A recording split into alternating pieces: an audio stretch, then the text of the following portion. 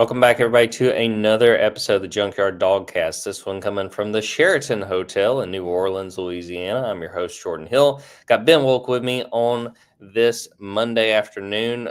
Ben, I had to check what day it was. I feel like this whole week is just all over the place, but a lot to talk about on this podcast episode. We're, I guess, an hour and a half or so removed from the media day down in the hotel. Chance to talk to Kirby Smart, a lot of the players for the Bulldogs, get to learn about a lot of these guys, their thoughts going into the Sugar Bowl against number 5 Notre Dame. Again, that's going to be played Wednesday, 7:45 p.m. Eastern Time. It's going to be quite a matchup in the Superdome. Georgia, at this point, a 1.5-point favorite. Game will be televised on ESPN. Before we get into what we learned today, Ben, how has your stay in New Orleans been to this point? Have you gotten yourself any good food in the short time you've been down here? Well, I made it to New Orleans for starters, Jordan. That in itself was an accomplishment, you know that. But yeah, no, I haven't gotten to hit the culinary scene. I'm expecting us to go get something nice at some point. I know we got Georgia football practice, and you've got some very important TV appearances to make today as well. But I definitely want to go get some Cajun food in me at some point. Yeah, I'll make sure you're taken care of because you had a heck of a time getting down here. And I'll tell the folks who are listening to this podcast after we have recorded this, if the audio is any different, we don't have our usual setup because we are in New Orleans. So just bear with us. I think the sound will still be okay, but I wanted to cover that from the jump. So let's jump into the bulk of this podcast, Ben. Today was an opportunity for us to talk to a lot of Georgia players, kind of going inside baseball for people who don't know how this works. These major bowls, especially the playoffs, will have what they call a media day, which is essentially about an hour for each team, the team's head coach, all the on-field assistants, and pretty much the majority of their players are available to be interviewed. That's a big opportunity for us and people who cover teams that don't typically let freshmen be available. Ben and I spent most of our time, I think, talking to freshmen. Ben did a very good job talking to a lot of the on-field assistants to learn about those freshmen, but also those early enrollees who just showed up. Talked to a few of the older players as well. I got some good stuff from Oscar Delp. Talked to Gunnar Stockton as well, getting an opportunity to kind of pick his brain before what will be his first start. But I'll throw it to you first, Ben. What did you learn today? And I would also tell folks who are listening, I think we've got a really good VIP story up on Monday, about 1,500 words on what stood out to both of us. But what sort of sticks with you from what you heard, what you learned on Monday down in New Orleans? Well, I was going to do the Dogs 24/7 tease as well, because I do think that there's probably going to be more included in there than we're going to cover here, just because, and more inside baseball. Like, it is 60 minutes straight, everybody all in one room, like kind of rapid fire, get to as much as you can. And so there was some stuff from today that we probably didn't even include in that VIP story. And then also we probably won't even address it all here as well. But I just think that when you follow Georgia very closely, like, my big takeaway from a day like this is, you know, that it is a very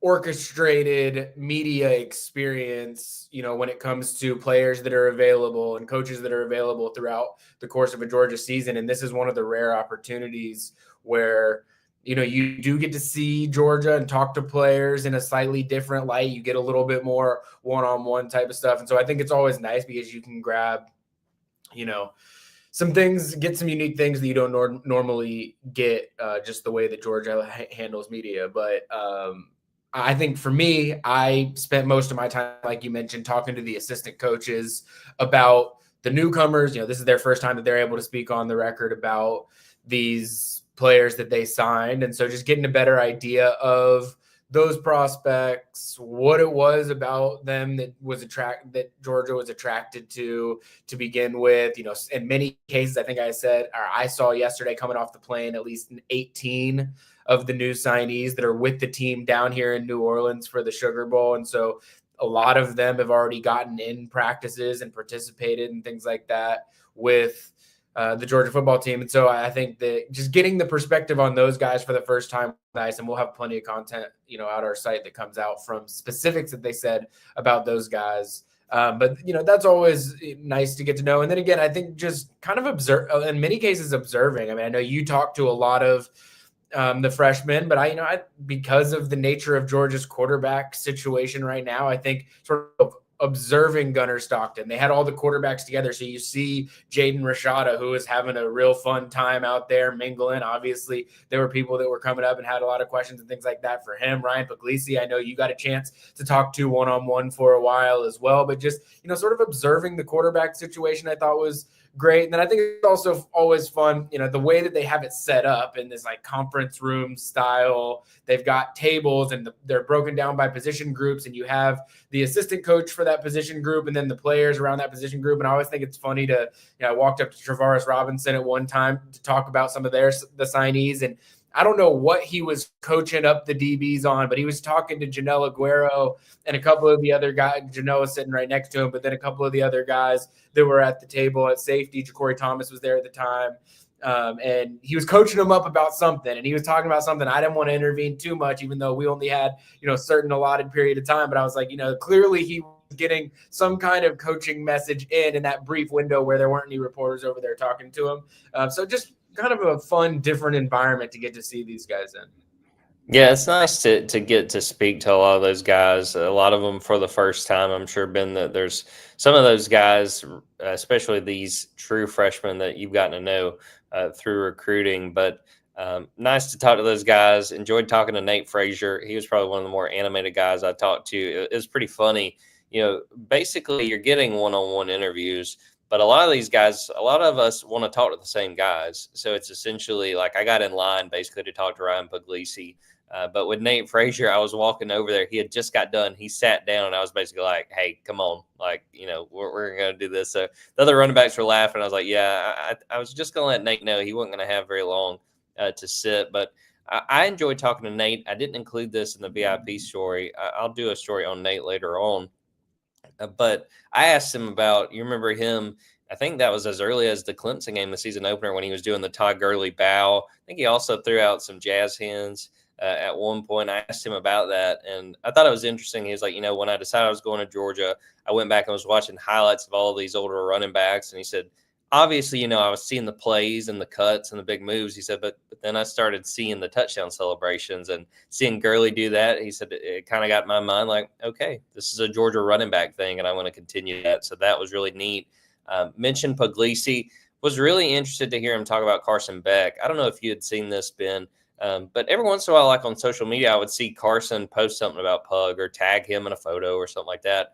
And, Ryan Puglisi could not have sung the praises of Carson Beck any more than he did. He was very complimentary of Carson, called him one of his best friends on the team, and talked about, how valuable and how much that friendship meant to him. And, I think that speaks a lot to Carson. I mean, if I'm thinking of a situation where you're a senior, there's this true freshman coming in, I think it would be very easy to just, hey, blow this kid off. I'm not really, I got things I got to worry about.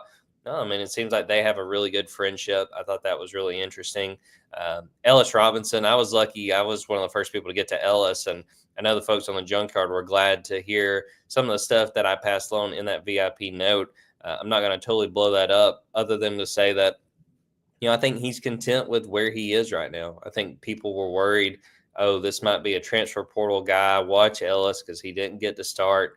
He seems to understand, what he signed up for. He really spoke highly of the older corners, the guys that helped him get ready for this moment. And, I thought he struck me as really mature in what he had to share. Talk about Gunnar Stockton, too. I wasn't over there for very long because, as you can imagine, a total scrum to get to him. But I asked him a little later on, something Mike Bobo had said on Saturday was that, he felt like Gunnar had done a better job this year as far as preparing as a starter compared to, last year when he's the third string. And, Gunnar just talked about his preparation and talked about how important that was to him and taking that seriously and getting ready because you never know when that moment's going to come. And it did. And he was up for it in the SEC title game, and we'll see if he is up for it going forward.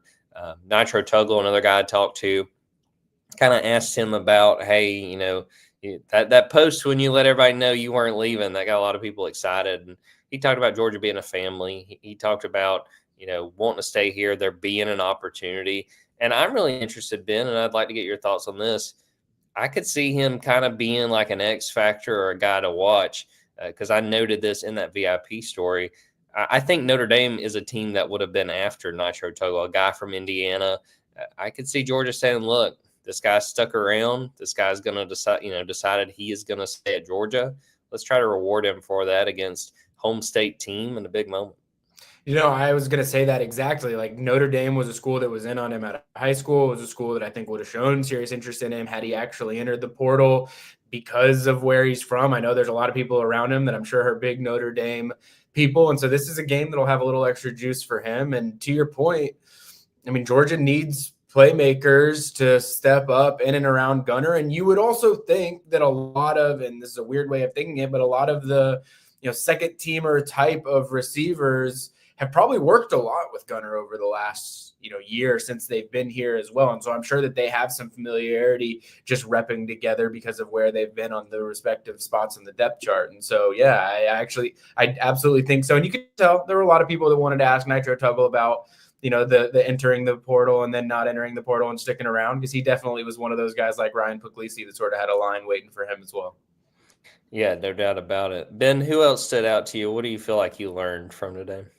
Well, when it comes to the freshmen that I sat down and talked with for a little bit as well, the two conversations that probably stood out to me the most were Justin Williams and Sokovie White. And I think you probably got even more time with Sokovie than I did. I was kind of I wasn't even interviewing him so much. I was sitting there just chatting with him while I was waiting on James Coley to come back. And so, I think Sokovie White, we were just talking about Nitro Tuggle. I think Sokovie White is someone that he's right there. Like, I don't think that he is far off in terms of having a role on this football team. And that's just the nature of the beast being at Georgia. I mean, you mentioned it with Ellis Robinson. Like, it's hard to break through, at a program like this, especially as a freshman. But as Covey said to me, he's really focused on working on all three wide receiver spots. He's really wanting to make sure that he can be the best that he can be at each of those, because he knows that for him to break through into the rotation at some point next year, he needs to be as close to expert level as he can be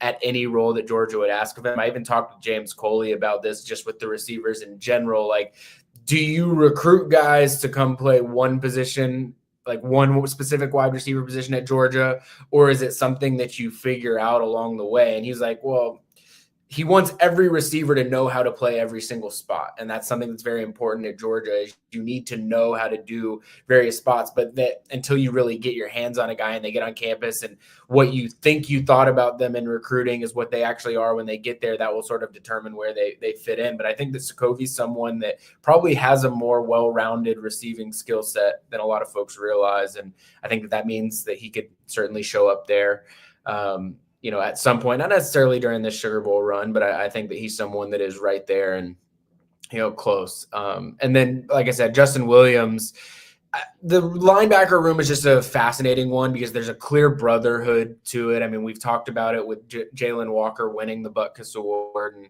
how he, looked up to the Nakobe Deans of the world, who looked up to the Roquan Smiths of the world. And that legacy is sort of grown throughout. And I know you spoke with Chris Cole about some of this, and I'm sure he had some great things to say, but you can tell there is a tight-knit nature to that room. I mean, Justin Williams he hasn't gotten as much run as Chris Cole has this year, but he has, he acknowledges that Chris has gotten an opportunity to, make some big plays on third down and get involved in certain situations, and that they want how much success they want for one another, and that they almost feel a responsibility along with Chris Jones as they're the next ones up in this linebacker legacy. And I think that you sort of felt that. I will also say, like, Jalen lit up when I was Justin lit up when I was asking him about Jalen Walker, because he felt like his older brother won the Butkus Award, and that was something that meant a lot to him. And so,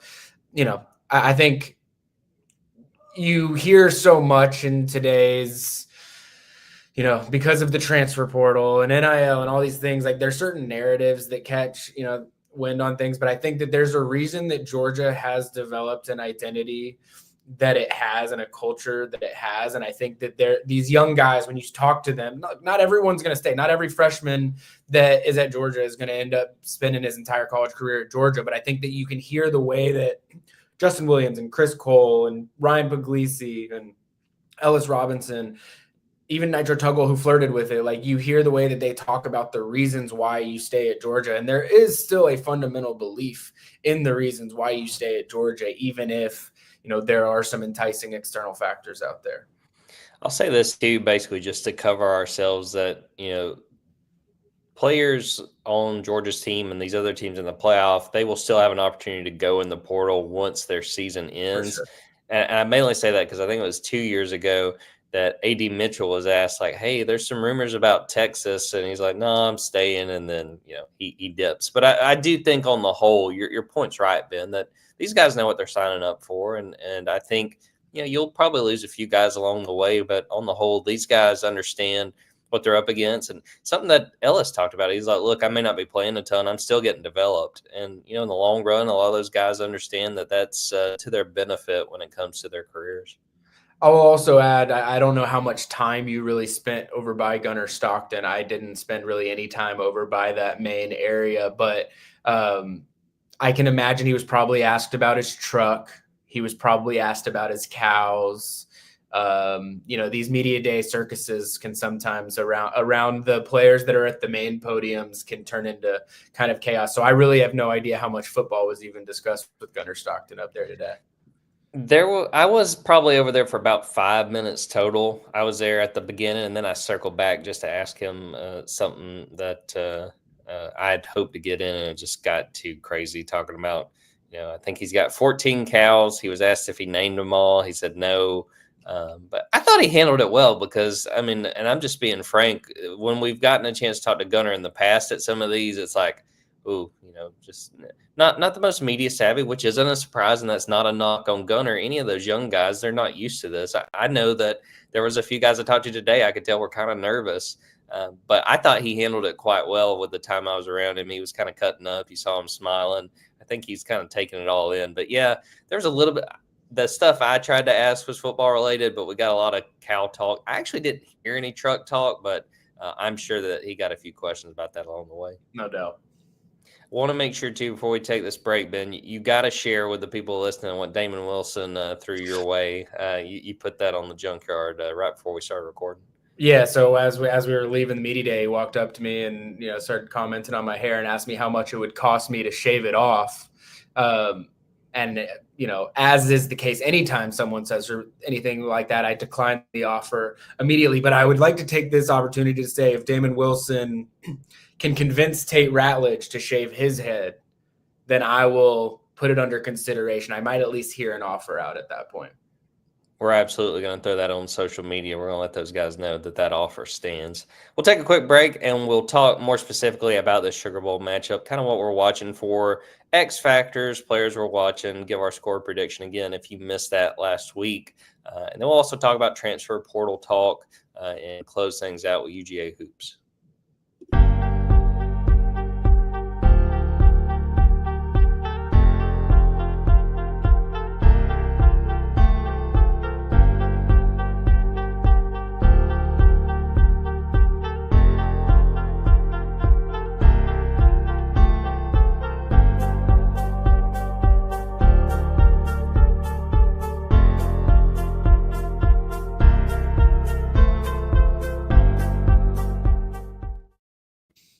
All right, Ben, we still got a couple days to really analyze this Sugar Bowl, break it down, talk ourselves to death, I'm sure, about what this is going to look like when these two teams meet in the Superdome. But I'll start with you. What's a matchup that you're really paying attention to in this game? What's something you want to see really for either team that you're going to be paying attention to when this game gets underway? Well, I think it might even be seen as the obvious one, but for me, it is going to be how Georgia defends the Notre Dame run game. I think that if Georgia stops the run and is stout against the run, I think Georgia will win this football game. And I think it really is as simple as that. I know it's more complicated than that, but I also think it is as simple as that. I think that if Georgia limits what Riley Leonard is able to do with his legs.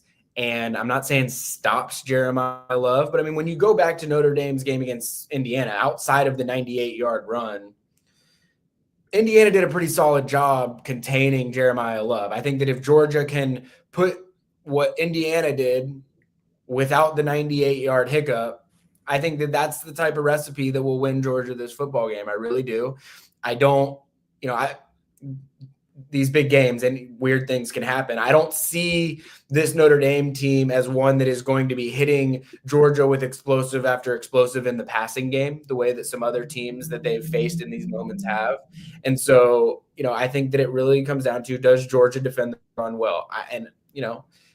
I don't know whether that is going to happen or not. That's a big question mark for me, just because there have been times this season, maybe against more traditional run games like Texas, where Georgia has, done a really, really solid job there. There have definitely been moments, Georgia Tech, UMass, where they've done some creative things with the quarterback position which Riley Leonard has the ability to do, that I could, see them giving Georgia some fits. But if Georgia contains Love and does not let Riley Leonard do anything crazy, or doesn't have, many third and long breakdowns or anything like that where they get a cheap and easy one with his feet, I think that Georgia will position itself well to win this game.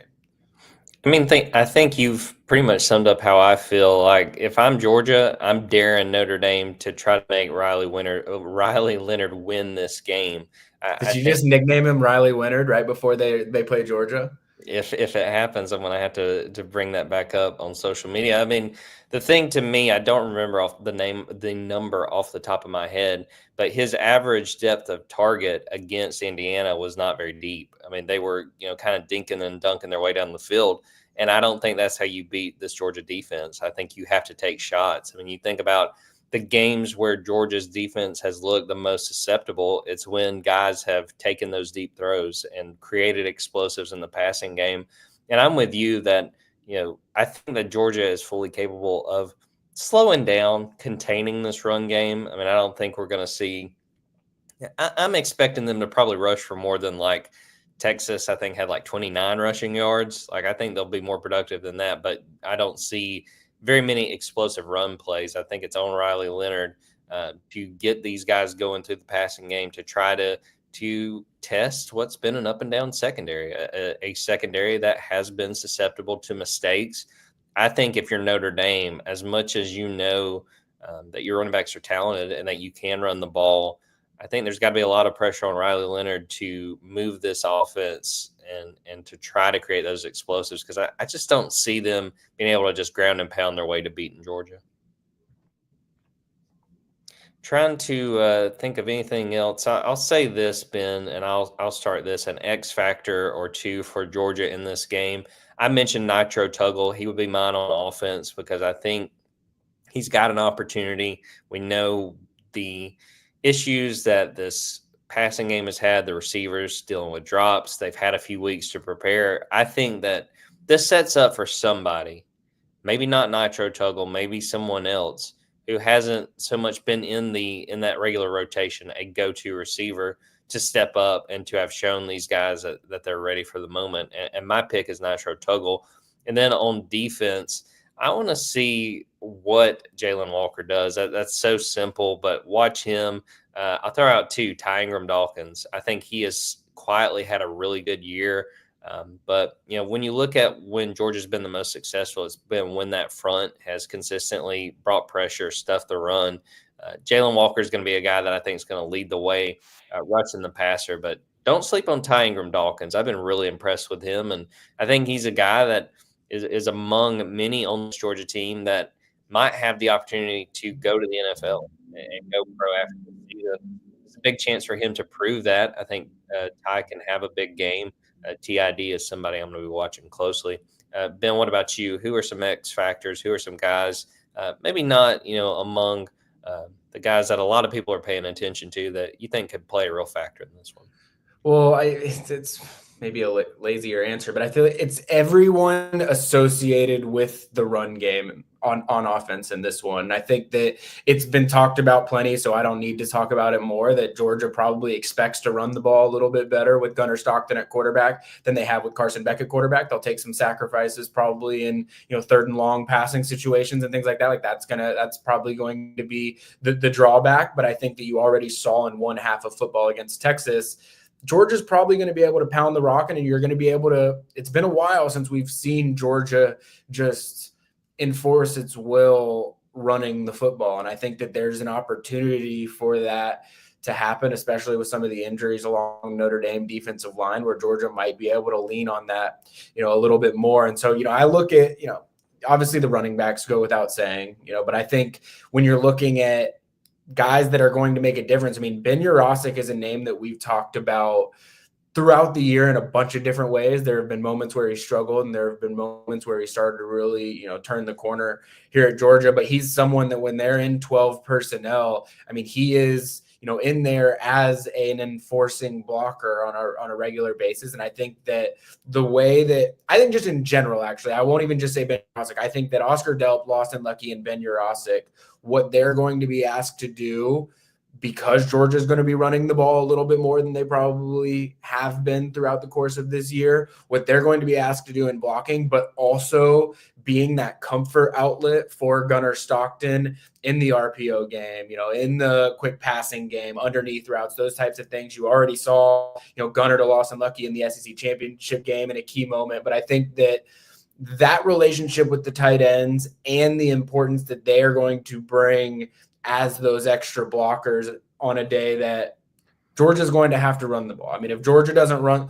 I just talked about, how important I think it is for Georgia to stop the Notre Dame run game. If Georgia doesn't run the ball on Wednesday, it has a chance to get ugly, because we don't know what Georgia's offense looks like when Georgia absolutely has to throw the ball with Gunnar Stockton. That's not to say that he's not capable of doing it. I mean, we can list all the things about what he did in high school as a prolific passer, yardage, touchdowns. Historically, like he has done those things, but you can't expect a guy that has never started a game in college football in his life to step into a Sugar Bowl against one of the top 10 scoring defenses in the country and just throw the ball around at will. It doesn't matter how talented you are. And then when you factor in that you are probably making some arm talent sacrifices at quarterback, going from Carson Beck to Gunnar Stockton, you've got to find ways to utilize his game the best. And I talked with Mike Bobo more about his incoming freshmen, Ryan Montgomery and Hezekiah Millender, than any of that type of stuff. But he did talk about that the other day, that it's like when you start working with Gunnar as your primary QB1, like your primary focus is, all right, what does he do well and what does Carson Beck do well? And how do you differentiate the way that you've done things all year long now with that? And so I think that it is going to be fascinating to just watch that.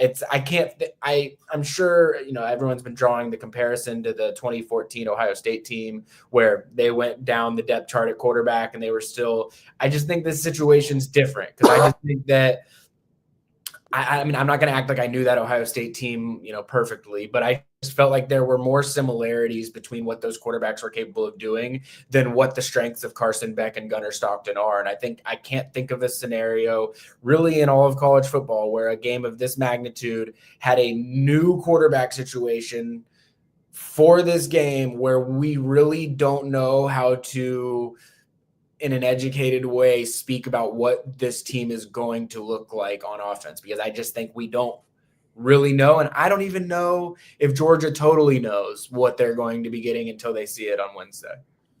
You hit the nail on the head, and that's what I was about to say, is I think that Georgia's going to learn right along with the rest of us. Now, I think these last few weeks of preparation have probably given them a better sense.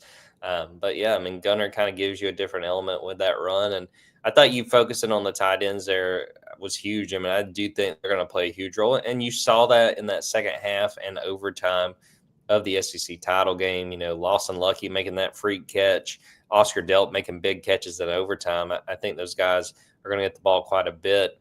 I wanted to get your thought on this too, because didn't say this guy's an X factor, but I think this is just blatant, like maybe the key player for Georgia on Wednesday, I think, is Trevor Etienne. I think he's going to get the ball a ton. I was going to test you with this, get your thought. Over under 17.5 carries for Trevor Etienne in this game. Are you going over or under? I will tell you, he has only taken more than 16 carries or more in 4 games this year. He hit 19 twice earlier in the year. So over under 17.5 carries for Trevor on Wednesday.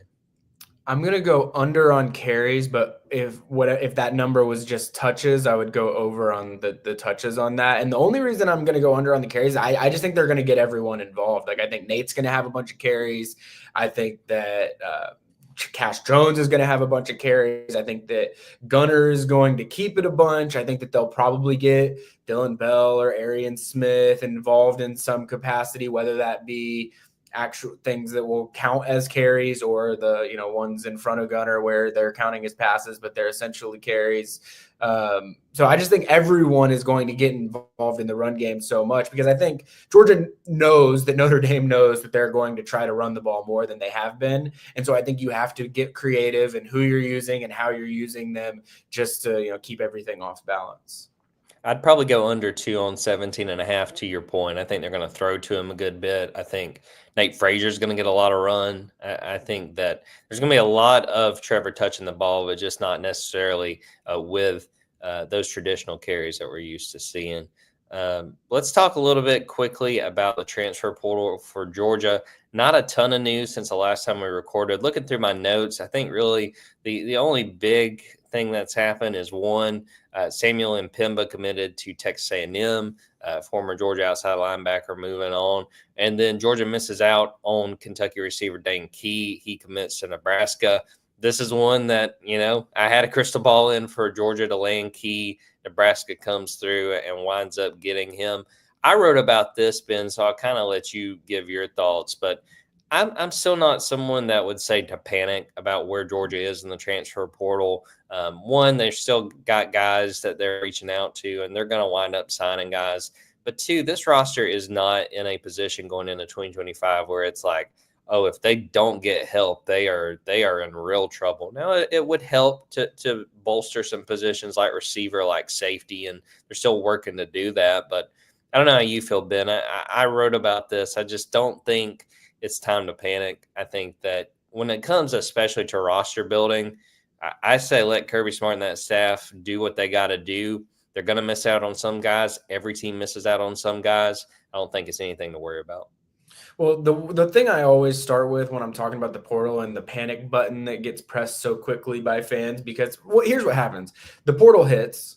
They see 2,000 names hit the portal, and every single player that hits the portal, every single fan is the same. They all are like, "Ooh, could that player play at Georgia? Could that player play at Georgia?" Well, the reality is the pool of players that can make the Georgia football team better is significantly smaller than the pool of players that can make other football teams better. And so Georgia already starts with one of the smallest sample sizes of transfer portal players that are even possible, just because it's that hard to find guys that are upgrades from people that you already have at Georgia. So I'll start there and say that Georgia's never going to force the issue to take players for the sake of taking players, because chances are if they miss on a portal guy or two, there's someone already in Athens that Georgia would much rather say, you know what, keeping him here and developing him is much more important than going and getting someone just for the sake of getting someone in the portal. So I think that's first and foremost. I think with the Dane Key situation in particular, like it's okay to always acknowledge, like, yeah, Georgia missed on him. Like there's a reason Jordan had his crystal ball pick in for Georgia. Like Georgia was sitting in a really good spot for Dane Key. It was a guy that was high on Georgia's transfer portal board and they really, really wanted. You miss sometimes. And I think that one thing we're still learning along with everyone, like how this portal process goes and with these windows, what are some of the things that you can keep an eye on that sort of tell you where things are trending. And Georgia's still learning some of these things too, but Georgia was in a good spot with Dane Key and he visited, but he's not making his final decision yet. And then he's going and taking a visit to Nebraska that Georgia would of course prefer that he didn't take, because it would have probably been the difference between him signing with Georgia and signing with Nebraska. But I think in the transfer portal window, you're very rarely, not never, definitely not never, but very rarely are you leaving a place that you know for sure that you're going to go take a visit somewhere else just for the sake of going to take a visit somewhere else? Like typically there are, reasons why you're going to do that. And so I think when Dane Key went to go take that Nebraska visit, the writing was probably on the wall more than I even realized at the time. And these are the sort of things that everyone is still learning to pick up on, and even the schools that are trying to sign these guys. And so, but I don't think in any way should you hit the panic button. I mean, Georgia's going to take some guys in the portal, and quite frankly, Georgia knows better than we do at this point in time. But whenever the Georgia season ends, whether that's Wednesday, whether that's the national championship game, the 5-day window after that will create some clarity about what Georgia's number situation even looks like. And so Georgia does still have the luxury of like, okay, you miss on a transfer portal player here, a transfer portal player there, and they thought that X, Y, and Z player currently on the roster was maybe going to be hitting the portal because of conversations that they've had over the last few weeks. Well, now they have a built-in time to maybe still renegotiate some of that and figure some of that out. Oh, we thought we were going to take 2 receivers and now we're not. Maybe there's a receiver that could have been considering leaving that we have a new conversation with them about it because Georgia's situation is now different. And those are all things that can't even play themselves out yet because Georgia's season is still ongoing. And so that's the other thing I would look at. Look across the country where a lot of these guys that are signing, where these transfers, where they're going to. It's a bunch of places where their seasons have already finished. They haven't been focused on prepping for the Sugar Bowl. They've been focused on the transfer portal because that's been the only thing that they've had to focus on at this point in time. I think that when all of these teams' seasons start to end, if there is activity that's been going on, whether that be behind the scenes or things that haven't even happened yet, they're going to there's still plenty of time for these teams to announce these types of things and for some of these things to figure themselves out. But it's, again, like Georgia, if you're signing a guy in the transfer portal right now, even if Georgia knows that they're signing a guy in the transfer portal right now, what incentive does it have for that player or for Georgia to announce any of that right now when Georgia's 48 hours away from preparing for a Sugar Bowl? Like, it's just not, it doesn't have to happen right now. Like if Georgia knows that a guy's signing and they've had those conversations, they can announce it in 72 hours or a week and a half from now. Like it doesn't have to happen right now. And those types of things are happening behind the scenes as well. You alluded to with, the receiver position, but safety in particular. Like I think those things are happening.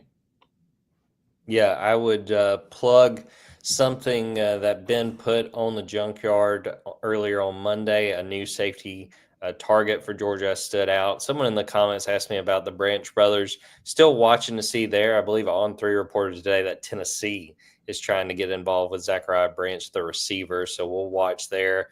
The one thing I would say, kind of going back to that Dane Key point, the longer these go without a commitment, the less you should feel good about any team. If you think you're in a good spot, if it's not locked up, you kind of have to keep your head on a swivel and see what happens.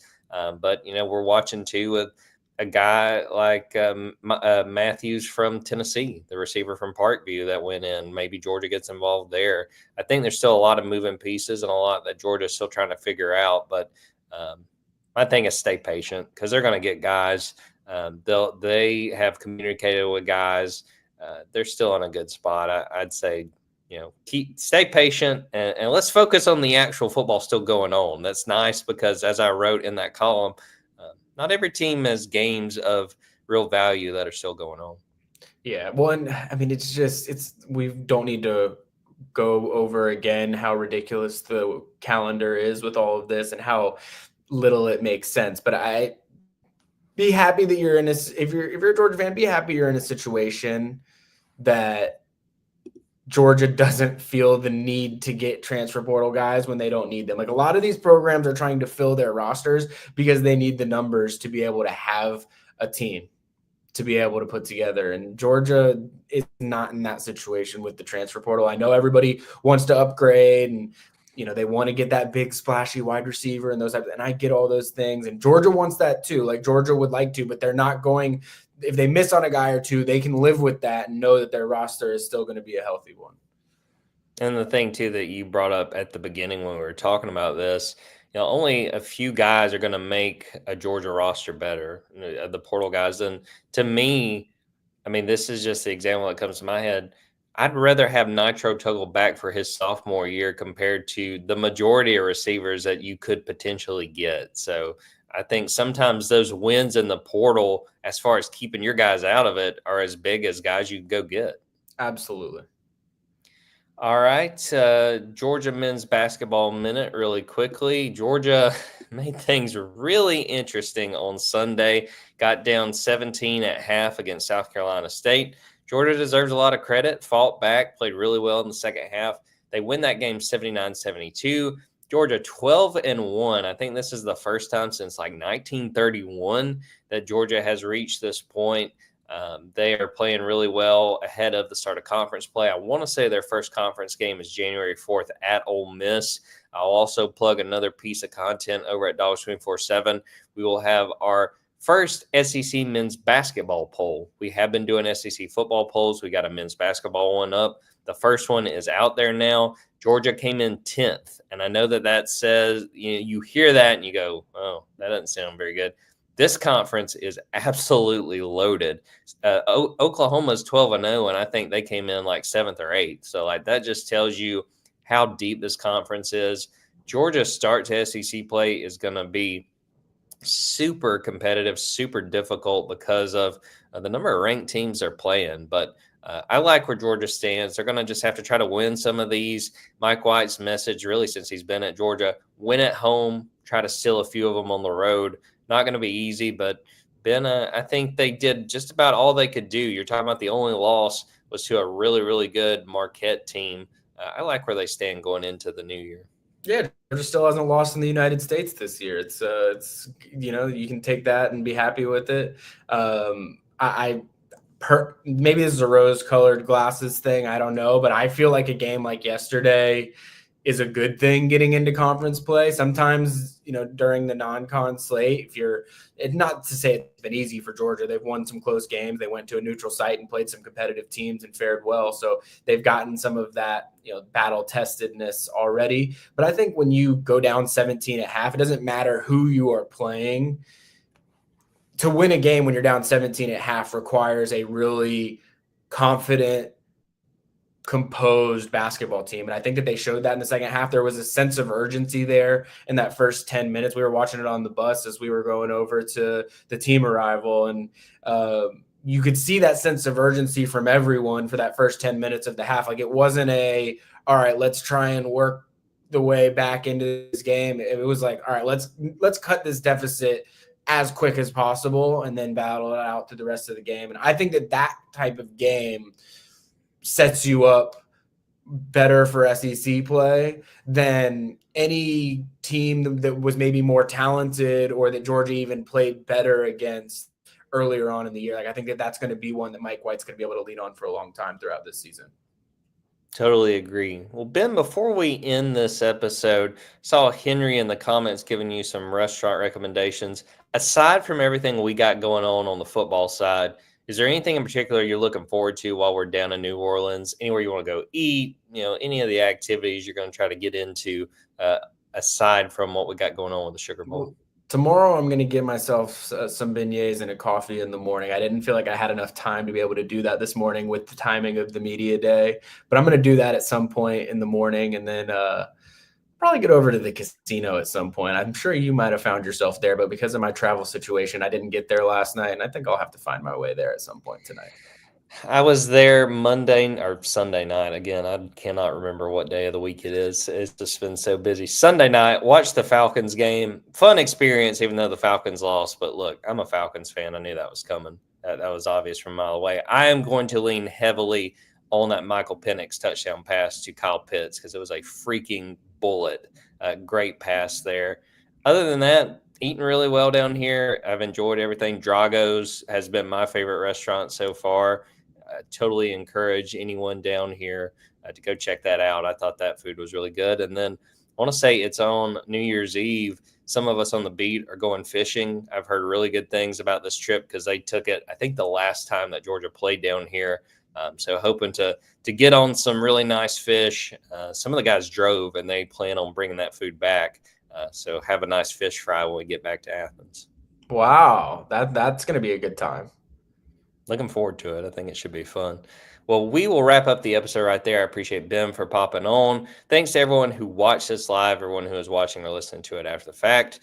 Be sure to go to Dogs 24/7, subscribe there. Again, talked about the notes we got from today. I think that was worthwhile to read what some of those guys had to say. I'll say this too, if you are watching this live, 5 p.m. Eastern time, 4 p.m. Central time, I will be on the Paul Feinbaum show. We'll be on there with Dog Nation's Connor Riley previewing the Sugar Bowl. Looking forward to that. It's going to be a fun experience being on there with Paul. Had a chance to go on the radio with him a couple times, so that should be fun there. Go to the Dogs 24/7 YouTube. Go to our TikTok. All kinds of good content as we get ready for the start of 2025 and a huge matchup between the Bulldogs and the Fighting Irish. So we will wrap the episode up right there. For Ben Wolk, I'm Jordan Hill. Until next time, take care, everybody.